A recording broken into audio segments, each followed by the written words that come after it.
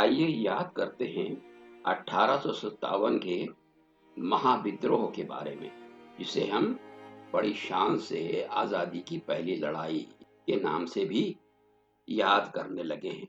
इस महाविद्रोह में सिपाही, रजवाड़े, किसान, जागीरदार, जमींदार, नवाब, बेगम, राजा रानी, सेठ साहूकार, हिंदू मुसलमान, सवर्ण अवर्ण, दलित आदिवासी सभी शरीक थे। सबका साध्य लक्ष्य था फिरंगियों को मार भगाना और देश को उनके चंगुल से मुक्त कराना। इस विद्रोह के प्रधान शक्ति अंग्रेजी फौज के देश के सिपाही थे, जो किसानों के बेटे थे। कहते हैं, चमक उठी सन 57 में वो तलवार पुरानी थी। चमक उठी सन 57 में वो तलवार पुरानी थी, दूर फिरंगी को करने की सबने मन में ठानी थी। विद्रोह के कई कारण थे। अंग्रेजी सौदागरों द्वारा किसानों और कारीगरों को लूटा जाता था। इलाहाबाद क्षेत्र की लगान अंग्रेजों ने 3 बरस के अंदर 35 लाख रुपए कर दी। मद्रास में कृषि उपज की आधी लगान वे ले लेते थे। महाराष्ट्र का लगान 1 साल में 70 लाख रुपए और बढ़ा दिया गया। दान की कर माफी रद्द कर जागीरें जब्त कर उन पर लगान लगा दिया गया। लगान वसूली में जबरदस्ती सख्ती की जाती थी।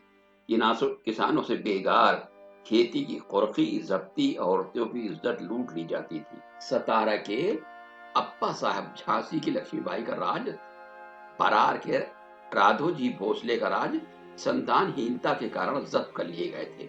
अवध का राज नीचतापूर्ण कार्रवाई द्वारा हड़प लिया गया था। टिकारी का राज, बनारस का राज घटाकर सीमित कर दिया गया था। राजाओं से निजी सेना रखने का अधिकार छीन लिया गया था। तालिकदारों की जमीनें छीन ली गई। डलहौजी ने 35,000 जागीरों में 21,000 किसी न किसी बहाने जब्त कर ली। राजाओं, नवाबों, जागीरदारों की पेंशनें जब्त कर ली गई। पादरी बल छल से लोगों का धर्म परिवर्तन कर रहे थे। सिपाहियों की धार्मिक भावनाओं पर चोट पहुंचाई जाती थी। लूट में हिस्सा, तरक्की में हिस्सा, काम के प्रकार में पक्षपात किया जाता था। महाविद्रोह संगठित था, पर संगठन ढीला ढाला था। नाना साहब के वकील अजीमुल्लाह तुर्की और रूस के संपर्क में थे। उस समय क्रीमिया में अंग्रेजी और रूसी सेनाएं लड़ रही थी। सेवास्तोपोल में रूसियों के हाथ अंग्रेजों की हार हुई थी। रूसी मोर्चे पर उनके शिविर में अजीमुल्लाह की मौजूदगी का उल्लेख संवाददाता रसेल ने किया है। 1854 ईस्वी में अजीमुल्लाह इंग्लैंड गए थे। वहां सतारा के एलजीबी मौजूद थे। रंगो बापूजी चतुर व्यक्ति थे। उन्होंने अफ्रीका में बोरों से परेशान अंग्रेजों की हालत देखी थी। उन्हें अंदाजा था कि अंग्रेज अपराजय नहीं। उन्होंने क्रीमिया युद्ध का भी विश्लेषण किया था।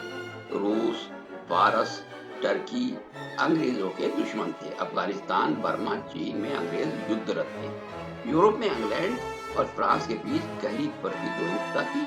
अजीमुल्लाह और रंगोजी बापू को भरोसा था कि आम जनता की आक्रोश, सिपाहियों के असंतोष और राजाओं के क्रोध, विदेशी सहायता को यदि समन्वित कर दिए जाएं, तो अंग्रेजों को देश से निकाला जा सकता है। इस पृष्ठभूमि में नाना साहब विद्रोह संगठित करने में लग गए। फकीर, योगी, सन्यासी के वेश में संदेशवाहक देशभर दौड़ाए गए। देशी सिपाहियों को मिलाने का, जागीरदारों, राजाओं, नवाबों को तैयार करने का काम शुरू किया। आखिरकार बहादुर शाह, बेगम जीनत महल, शहजादा बख्त खान, नवाब वाजिद अली, वजीर नकती खान, बांदा के नवाब कुंवर सिंह, नाना साहेब मद्रास के पास के जागीरदार इस योजना में शरीक हो गए। इन सामंत सरदारों ने अंग्रेजी फौज के देशी सिपाहियों को मिलाने में कोई कसर बाकी ना रखी। जो पलटने विद्रोह के लिए राजी हो जाती, उनको वहां कमेटी संचालन के लिए बना दिया जाता। कमल के फूल, चपाती के जरिए विद्रोह का आगाज प्रसारित किया जा रहा था। विद्रोहियों को एक नेता, एक लक्ष्य, एक झंडा भी प्राप्त हो गया था।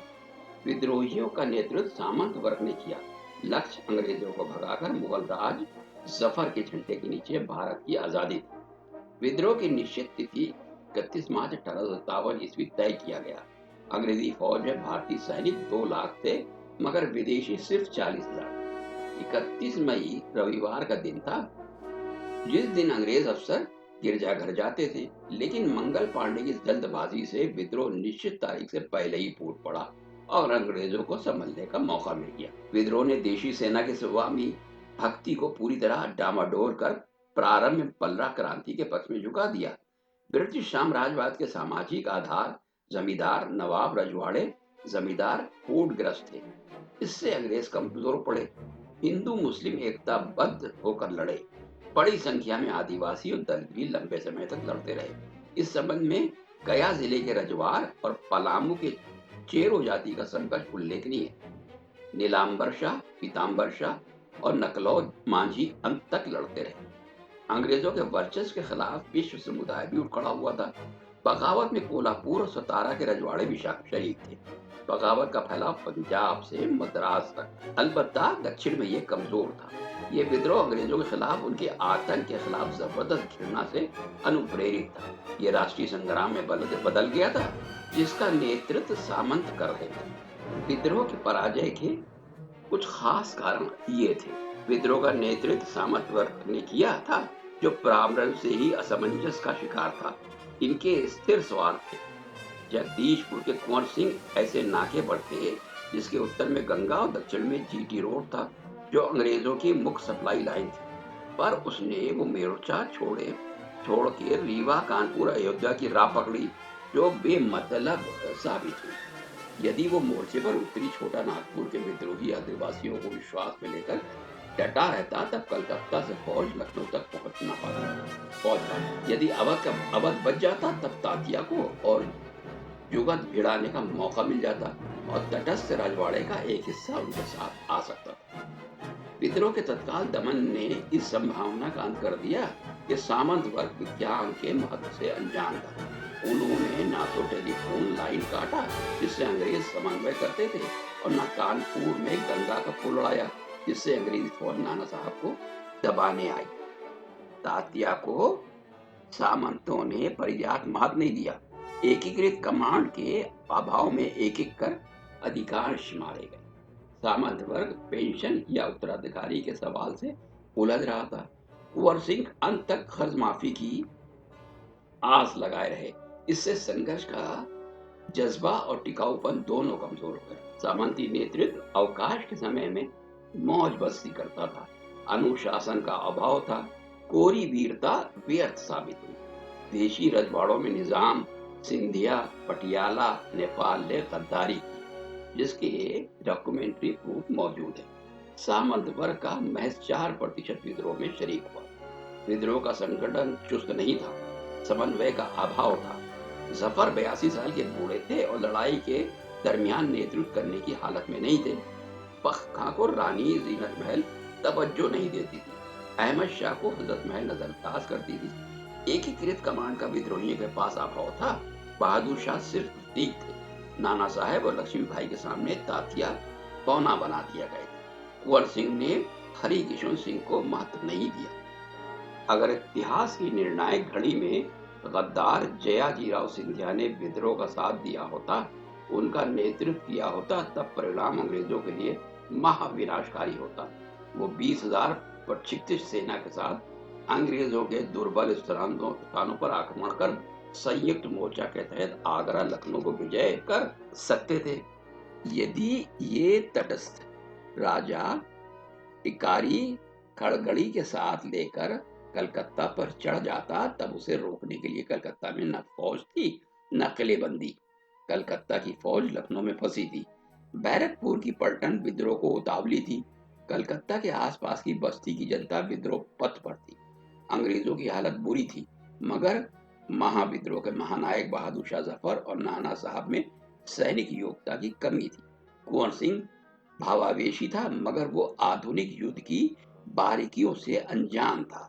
उसमें युद्ध क्षेत्र, भू राजनीतिक, भू सैनिक महत्व समझने की क्षमता की जबरदस्त कमी थी। छापामार दस्तों का गठन नहीं किया गया था। दुश्मन की गतिविधियों की जानकारी हेतु जासूसी की व्यवस्था उसने नहीं की थी। दिल्ली के बख्त खान, लखनऊ के अहमद शाह, कानपुर के तात्या टोपे बहादुर और समझदार थे, पर उनकी उतनी चलती नहीं थी। लक्ष्मीबाई बहादुर थी, बलिदानी थी, जीवट और संकल्प वाली थी, और निर्णायक खड़ी में निर्णायक साहस और नेतृत्वकारी भी थी, मगर अंग्रेज ज्यादा चालाक। 1857 की पराजय से ये स्पष्ट हो गया कि व्यक्तिगत लाभ से प्रेरित व्यक्ति वर्ग किसी संघर्ष का नेतृत्व सफलतापूर्वक नहीं कर सकते हैं। 1857 के हार से या उस विद्रोह से जो परिणाम हुए वो कुछ इस तरह थे।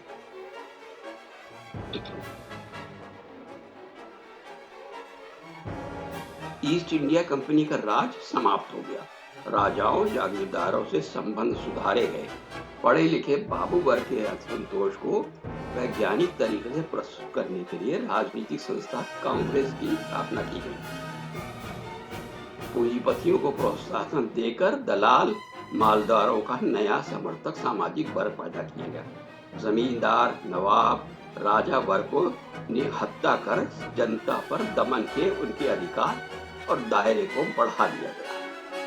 पादरियों की दखलंदाजी को कम किया गया। आदिवासियों के कुछ नए कानून बनाए गए जिससे उनका कुछ बचाव हुआ। आजादी की लड़ाई का नेतृत्व सामंत वर्ग से सरक कर 1857 के बाद पूंजीपति वर्ग के हाथ में आ गया। विद्रोह की असफलता से यह साफ हो गया कि क्रांति की व्यवस्था के लिए क्रांतिकारी नेतृत्व, क्रांतिकारी संगठन, जन उभार, अनुशासन और संयुक्त मोर्चा आवश्यक है। इसके अभाव में 1857 में विद्रोही सेना का समुचित उपयोग नहीं हो सका। सेना खींचकर विद्रोह में आई पर उसकी ऊर्जा को ठीक ठीक उपयोग में नहीं लाया जा सका। अब थोड़ा सा जिक्र लखनऊ का भी हो जाए, क्योंकि इस शहर और इसके तमाम प्रदेश में 1857 के दौरान अंग्रेजों के द्वारा की गई तमाम मजालिम और तबाहकारियों को बहुत बुरी तरीके से झेला और बर्दाश्त किया।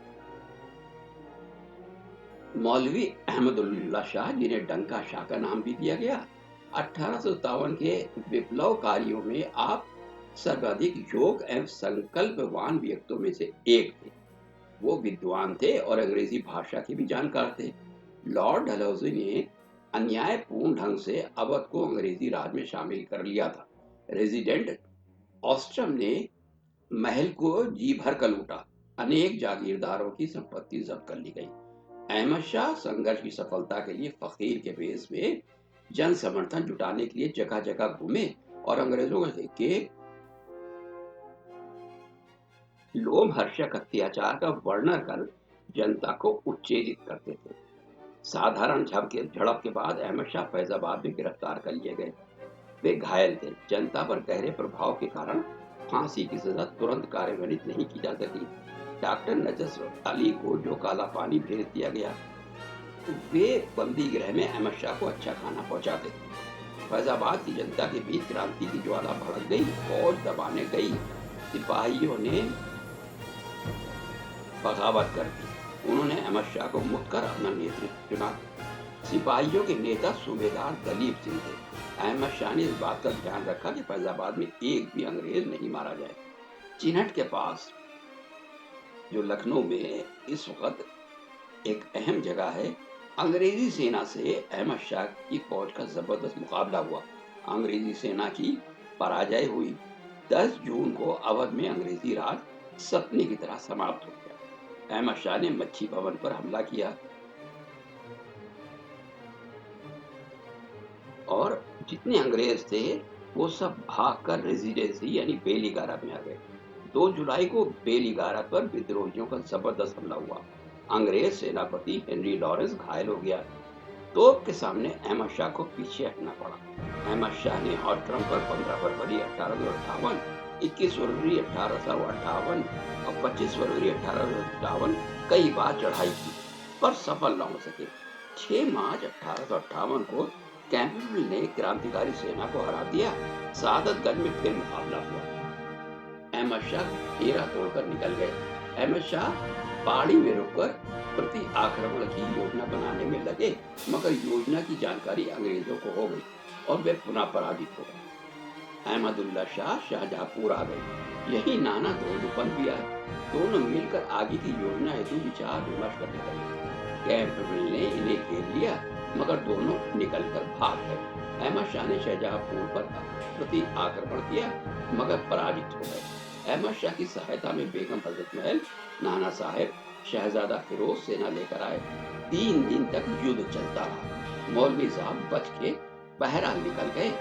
वे रोहिलखंड होते हुए 5 जून को वो वहीं पहुंच गए। वो वहीं के राजा जगन्नाथ सिंह ने विश्वासघात कर मौलवी साहब को गोली मार दी और सिर काटकर अंग्रेजों को भेंट कर दिया, जिसके इनाम में जगन्नाथ को गद्दारी के इनाम में 50,000 रुपए नकद मिले। अहमद शाह का सिर काटकर कोतवाली के सामने अंग्रेजों ने टांग दिया। ये सजा मिली उन लोगों की जिन्होंने देशभक्ति के लिए अपने आप को झोंक दिया था। मौलवी साहब का बलिदान अमर हो गया, वो मरकर भी अमर है। मौलवी की हार के कुछ कारण ये थे। अवध की बेगम हजरत महल 11 वर्षीय ब्रिटिश सदर की संरक्षिका थी। नवाब वाजिद अली शाह कलकत्ते में कैद। अहमद शाह की सेना में बहुत सी अलग अलग विद्रोही पलटनें थी। बहुत से जागीरदारों की सेना थी, उनका कोई एकीकृत कमांड नहीं। हजरत महल के दरबारी अयोग्य स्वार्थी थे। वे अहमद शाह की बढ़ती प्रतिष्ठा से खौफजदा और जलते थे। एक बार हजरत महल ने उन्हें जेल में भी डाल दिया, मगर जनता और देशी पलटन के दबाव में छोड़ना पड़ा। सेना में अनुशासन का अभाव था। कई बार सेना ने पस्त हिम्मती का परिचय दिया, जब जरूरत साहस और पराक्रम। अहमद शाह में जोश था, क्षमता थी, उद्देश्य था, पर विद्रोहियों में साहस का अभाव था। विद्रोही सेना का संगठन बेतरतीब और अनुशासन ढीला था। अजीमुल्ला खां 1800 की क्रांतिकारी के मस्तिष्क से यानी दिमाग से उन्होंने भारतीय स्वतंत्रता संग्राम की पहली ईंट रखी थी। इनका जन्म एक साधारण परिवार में हुआ था। 1837-38 के अकाल में कुछ समाज सेवियों ने उन्हें उठाकर सहारा दिया। उस समय वे बालक थे। वे 10 वर्ष तक मिस्टर पेंटन के स्कूल में पढ़े। उनकी फीस माफ। इन्हें 3 रुपए छात्रवृत्ति प्रतिमाह मिलती थी। बाद में वो इसी स्कूल के अध्यापक हो गए। ये 2 बरस तक ब्रिगेडियर स्कॉट के मुंशी रहे। बाद में कानपुर में नाना बंदूकत के वकील और दरबारी बन गए। आपका व्यक्तित्व अहमद शाह से भी ज्यादा खूबसूरत और प्रभावशाली। व्यापक समझ और आधुनिक शिक्षा ने उनके व्यक्तित्व में और निखार ला दिया था। 26 जनवरी 1851 को बाजीराव द्वितीय का इंतकाल हो गया। अंग्रेजों ने उनके दत्तक पुत्र नाना साहब की 8 लाख प्रतिमाह पेंशन बंद कर दी। नाना साहब ने अजीमुल्लाह को अपना वकील बनाकर रानी विक्टोरिया से फरियाद करने के लिए इंग्लैंड भेजा। अजीमुल्लाह खां 1870 ईस्वी में इंग्लैंड पहुंचे। वे नाना साहब की पेंशन दिलाने में सफल नहीं रहे, मगर विदेश प्रवास के दरमियान उन्हें विश्व परिस्थितियों की समझ। क्रीमिया युद्ध में अजीमुल्लाह उपस्थित थे। यहाँ इंग्लैंड की रूस के साथ हार हुई थी। अजीमुल्लाह ने समझ लिया कि अंग्रेज ऐसे नहीं कि जिन्हें हराया नहीं जा सकता है और उन्हें भारत से भगाया भी जा सकता है। उनकी भेंट रंगो बापूजी से हुई, जो सतारा के राजा की ओर से अपील करने आए थे। रंगो बापूजी और अजीमुल्लाह ने लंदन के कमरों में बैठकर बहुत हद तक 1857 के महाविद्रोह की योजना का ब्लूप्रिंट तैयार किया। इसे रंग और रूप दिया। रंगो बापूजी दक्षिण भारत के राजाओं की महाविद्रोह में शरीक होने हेतु तैयार करने के लिए भारत लौटे। अजीमुल्लाह खां इटली, रूस, टर्की तथा मिस्र की यात्रा करने गए। इस यात्रा के दौरान उन्होंने वहां की जनता और सरकार से भारत के आसन्न स्वतंत्रता संग्राम के लिए सहायता प्राप्त करने का प्रयास किया और प्रारंभिक समर्थन हासिल किया। भारतीय जनता में यह विश्वास दृढ़ था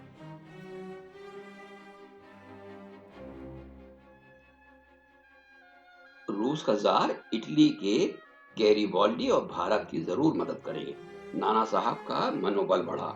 उन्होंने अजीमुल्लाह से सलाह कर अपने दूत दिल्ली में मैसूर तक गए। दोनों ने बहादुर शाह जफर, मल्लिका जीनत महल तथा अन्य लोगों से महाविद्रोह पर विमर्श किया।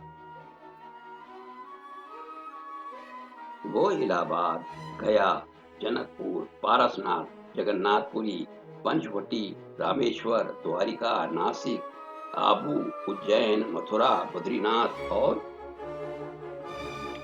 कामरूप तक गए। नाना साहब रास्ते में अंग्रेजी छावनियों में भी अजीमुल्लाह के साथ गए।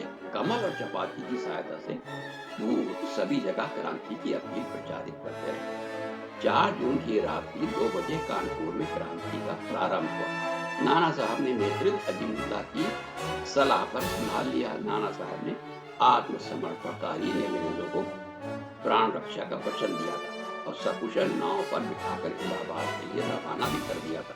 मगर इलाहाबाद से आए पलटन के सिपाही, जो नील के आतंक व अत्याचार के भुक्तभोगी थे, अजीजन बाई से प्रोत्साहित होकर अनुशासन भंग कर उन्हें गोलियों से भून डाला। इस घटना में जनरल नील की निशंसता के प्रति आक्रोश था। 17 जुलाई 1857 को अंग्रेजों की सेना कानपुर आ गई।